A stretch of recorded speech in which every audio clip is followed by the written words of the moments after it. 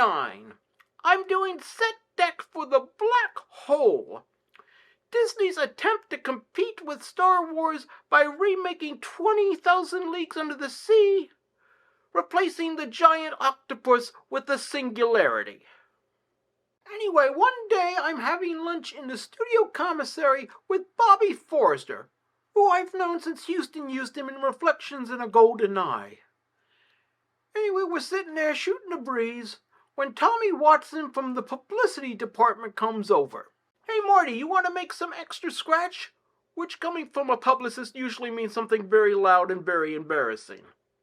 We're going into the marketplace 2 weeks after Star Trek the Motion Picture, which is going to suck up all the oxygen. So we're going to add a little sizzle to the steak by leaking a story to the National Enquirer claiming that this production is so super secret that the CIA is running the security. And to sell it further, we're going to hand off the story to their guy in secret, just like Deep Throat. And I want you to be that Deep Throat. What do you say? I look at him and I say, that's the dumbest idea I've ever heard in my entire life, and I once saw Douglas Fairbanks try to screw a kangaroo. He then says, well, whoever does it is getting an extra $5,000 in their pay envelope.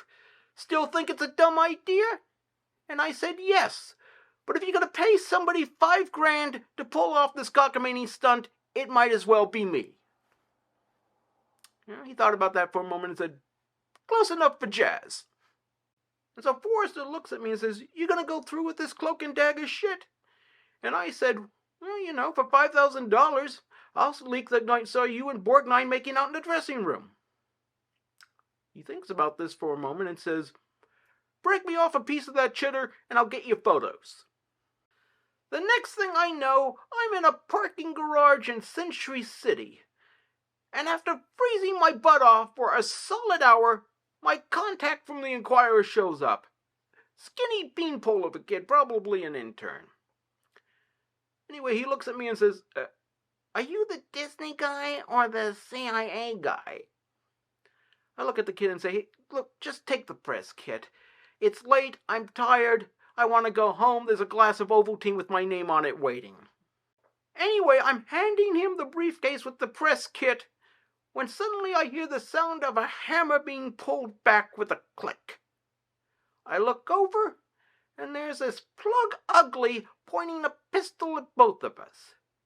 He sneers and says, I don't know what you guys have there, but I'm going to guess it's very expensive and very sellable.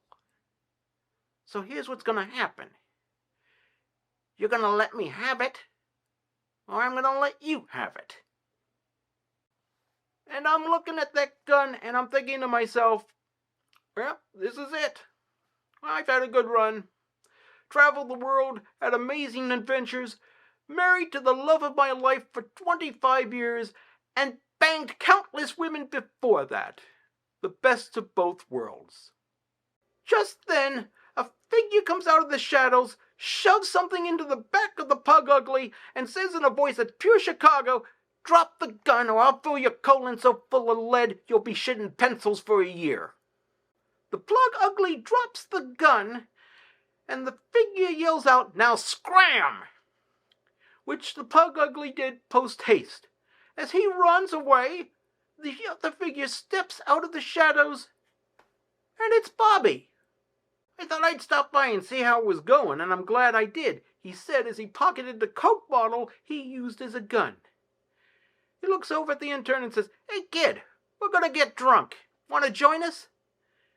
And the kid effusively nodded, and we all went out and got deservedly blotto. Well, the Enquirer published the story.